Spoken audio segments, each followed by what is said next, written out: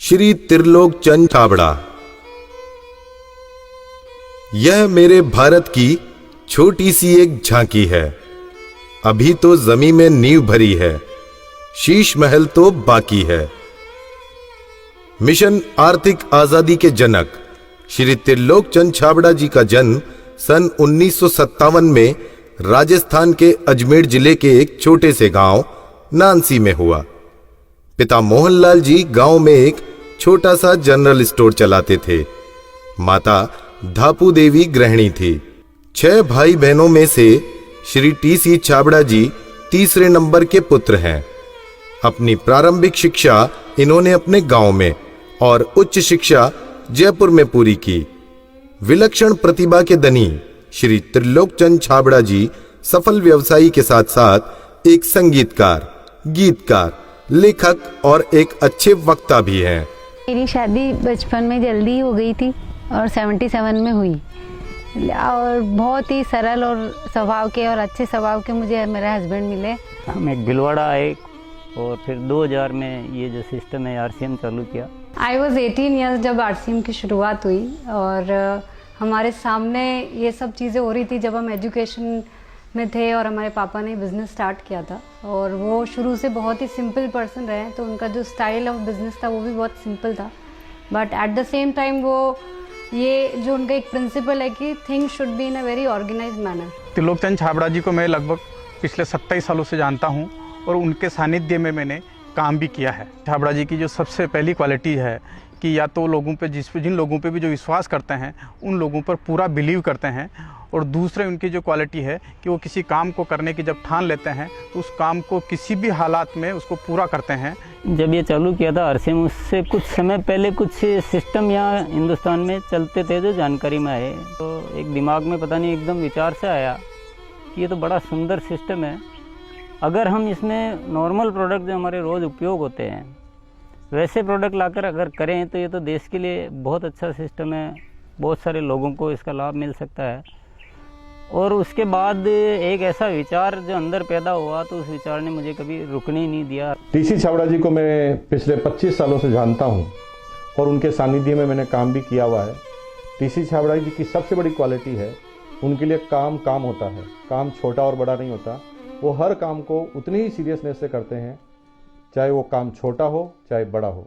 मुझे याद है जब आरसीएम की सबसे पहली मीटिंग हुई थी, एकदम फर्स्ट मीटिंग, मैं उस मीटिंग में प्रेजेंट थी और वो एक पेड़ के नीचे बाहर मीटिंग हुई थी जहाँ पे मुश्किल से शायद 20 लोग बैठे होंगे। क्या मालूम, इनसे पहली बार मिलते ही मुझे लगा कि कुछ विशेष व्यक्ति है ये, जो बोल दिया एक बार फिर वो याद है, वो एक कंप्यूटराइज काम हो गया। मेरी एक नेचर है कि मुझे अगर कोई चीज़ अच्छे से समझ में आ गई, मैं कन्विंस हूँ कि हाँ ये ज़िंदगी में सही है या ये काम सही है, तो मैं फिर किसी के रोके रुकता नहीं हूँ। तो आरसीएम की भी यही कहानी है। शुरू में सबने मना किया, परिवार वालों ने भी मना किया, दोस्तों ने भी मना किया, बहुत सारी चीज़ें भी हुई, लेकिन मैं कन्विंस था, मुझे समझ में आ गया था कि ये सिस्टम है, इसको देश को इसकी ज़रूरत है, आम आदमी की ज़रूरत है। वो हमेशा एक ही चीज़ बोलते हैं लाइफ में कि चाहे दुनिया कहीं पे भी कुछ भी कर रही हो, चाहे पूरी दुनिया भी अगर वो चीज़ कर रही है और अगर वो गलत है तो हमको उसका साथ नहीं देना चाहिए, हमको हमेशा सही चीज़ ही करनी चाहिए। जो उन्होंने अपने जबान से कहा उसको उन्होंने पूरा किया।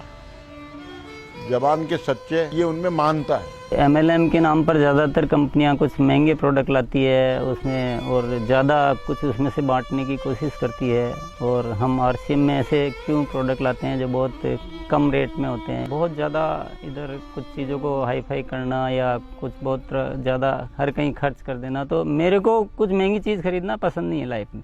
तो मेरे को जो पसंद नहीं है मैं बेच कैसे सकता हूँ। हमारा हिंदुस्तान का मिशन मंगल इसका एक बहुत बढ़िया उदाहरण है कि उन्होंने उस पर्टिकुलर बजट में उनको बनाने की सोचा तो उन्होंने वो चीज़ बना कर दी। ये कोई भी वादा करते हैं वो पूरा करते हैं, और इन्होंने जो सोच लिया कि मुझे ये काम करना है वो करके रहते हैं, और इन्होंने जो भी सोचा ईमानदारी से कर रहे हैं पूरा।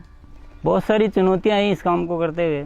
बहुत सारे लोगों ने साथ निभाने का वादा किया, साथ चले, काम को आगे बढ़ाया, फिर उनके मन में पता नहीं क्या लालच आया तो उन्होंने पूरा बाहर जाकर एक नई कंपनी शुरुआत की और पूरा आरसीएम पर अटैक करना चाहिए और आरसीएम के सारे लोगों को, सारे सिस्टम को तोड़ने की एक बार नहीं कई बार बार ऐसे प्रयास हुए कि जब ऐसी घटना हुई है तब आरसीएम में बड़े निर्णय हुए हैं। जो सामान्य गति से चल रहा था उसमें एक मजबूती आई, एक बड़े निर्णय लेने की ताकत आई कि अब तो इसको करके ही रहना है।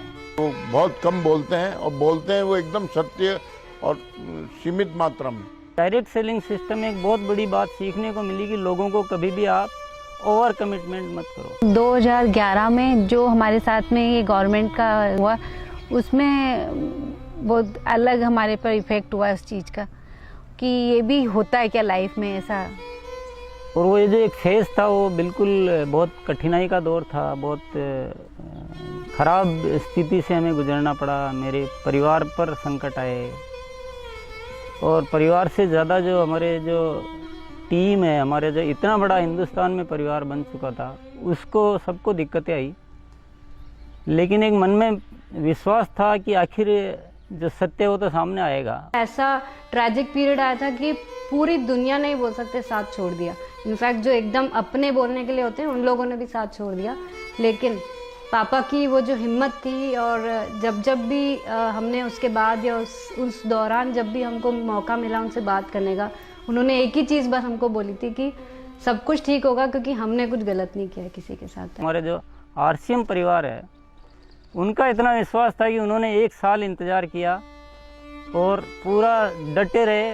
और जब उनका इतना विश्वास था तो उस विश्वास में इतनी ताकत आ गई और ये सब चीज़ें, जो भी संकट का समय था वो निकला और अब सब चीज़ें धीरे धीरे अच्छी हो रही है। ऐसे साथी मुझे इस सिस्टम की वजह से मिले। आज इतनी बड़ी सेना कह सकते हैं, इतना बड़ा परिवार कह सकते हैं देश के कोने कोने में, और उसमें इतने जो संस्कार बने हैं, ये हमारे लिए एक बहुत खुशी की बात है। इतना बड़ा व्यापार उद्योग धंधा होने के बावजूद, इतनी बड़ा साम्राज्य होने के बाद भी उनमें तनिक भर भी अहंकार या पैसा होने का घमंड दिखलाई नहीं देता है। ये उनकी सादगी और उनकी महानता को दर्शाता है। मुझे मेरे फादर इन लॉ की एक क्वालिटी सबसे अच्छी लगती है कि वो आज इतना बड़ा बिजनेस करने के बावजूद भी वो इतने डाउन टू अर्थ है कि किसी को भी विश्वास नहीं होता जब मैं उन्हें उनकी बातें, उनके किस्से सुनाती हूँ।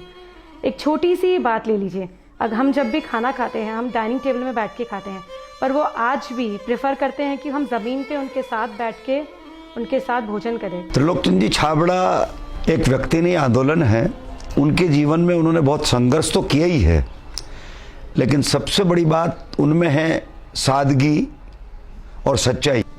आरसीएम की शुरुआत से ही मैं काम कर रहा हूं और जब आरसीएम बिजनेस की शुरुआत हुई थी तो टीसी छाबड़ा जी की एक सोच थी कि दुनिया में जो कंपनियां आती हैं मल्टी लेवल मार्केटिंग में, वो बड़ी बड़ी और महंगे महंगे प्रोडक्ट लेकर आती है। और टीसी छाबड़ा जी की सोच थी कि मैं एक ऐसी कंपनी की स्थापना करूं जो इस तरह के प्रोडक्ट बनाए जो इंडियन रेट में हो, इंडियन कल्चर में हो, इंडियन मेंटालिटी को सूट करते हो और आम आदमी उस बिजनेस को कर सके, आम आदमी अपने जीवन को बदल सके। 2016 में इसकी गाइडलाइन जारी की गई भारत सरकार द्वारा। उसके बाद से इसमें काफ़ी स्पष्टता आ चुकी है। उसके बाद हमने पूरे सिस्टम सेट किए, हमने पूरे टेक्नीशियंस सेट किए, हमने लेबोरेटरी सेट की और इतना बड़ा सेटअप हो चुका है कि आज हमारे आरसीएम की प्रोडक्ट रेंज में करीब 400 प्रोडक्ट शामिल हो चुके हैं और आगे ये श्रृंखला चालू है। आरसीएम क्यों अपनी ओन मैन्युफैक्चरिंग इकाइयाँ स्थापित करता है या अपना सेटअप क्यों लगाता है, इसके पीछे जो मुख्य कारण है कि आरसीएम ने अपने प्रोडक्ट डेवलपमेंट में 4 कमिटमेंट कर रखे हैं कि ये चारों चीज़ें हमेशा रहेगी। पहली चीज़ है प्रोडक्ट उपयोगी होंगे, दूसरा स्वास्थ्य के लिए अच्छे होंगे, क्वालिटी नंबर 1 होगी और रेट बहुत रीजनेबल होगी।